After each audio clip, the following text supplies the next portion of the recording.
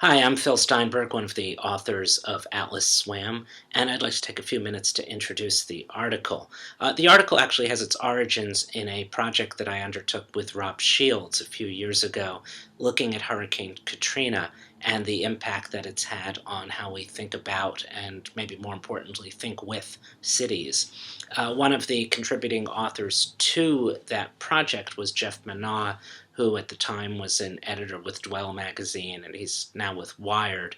And Jeff and I developed an email correspondence where he alerted me to the Seasteading Project as a particularly interesting example of a kind of urban marine political formation. And so I began doing more research on that and worked with two co-authors, Mauro Caraccioli and Liz Nyman. And the three of us together have put together this article where we've sought to investigate a very specific and somewhat unusual utopian experiment. Like actually a lot of utopian experiments, I don't think, or we don't think, that the objectives of the leaders of seasteading is to really build actual seasteads. In a minute, you'll start seeing some images of possible seastead designs, and a lot of these are simply not practicable. Because, in fact, I don't think that's their aim. I think their aim is to really kick off a political discussion, is to get people, including us, thinking about the implications for reworking the relationship between the city and the sea, and how that all ties into ideals of freedom, entrepreneurship, mobility, etc. So in that sense, this project is a true utopian project in the sense that it's a nowhere, but it's a nowhere that I think has some pretty profound political implications, not so much in its realization, but in the fact that it's being brought up in the first place. So what I'd like to do is show some of these images and talk of potential seastead designs, and while showing them, talk a bit more about the project and the article. So the ideology behind seasteading is that of libertarianism, a particularly American ideology that on the one hand is quite conservative. It's all about valorizing rational choice and the individual maximizing his or her own opportunity.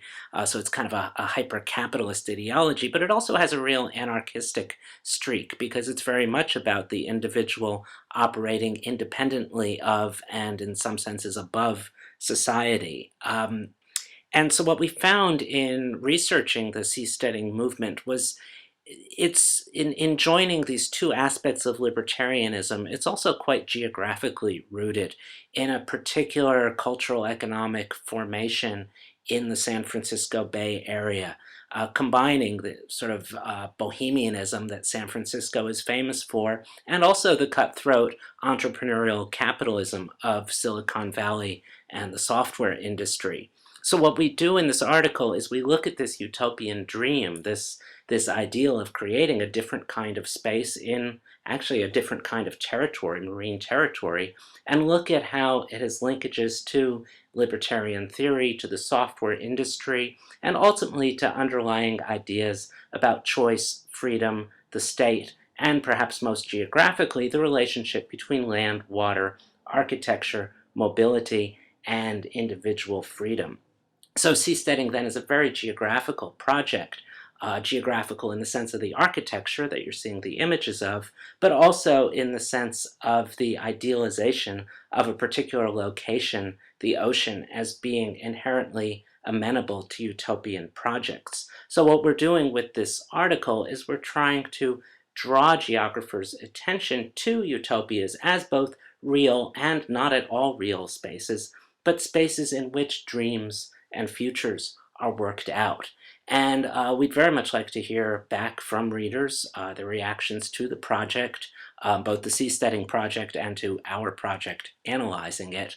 I'm presently at Royal Holloway, University of London. We'll be here through the end of 2013.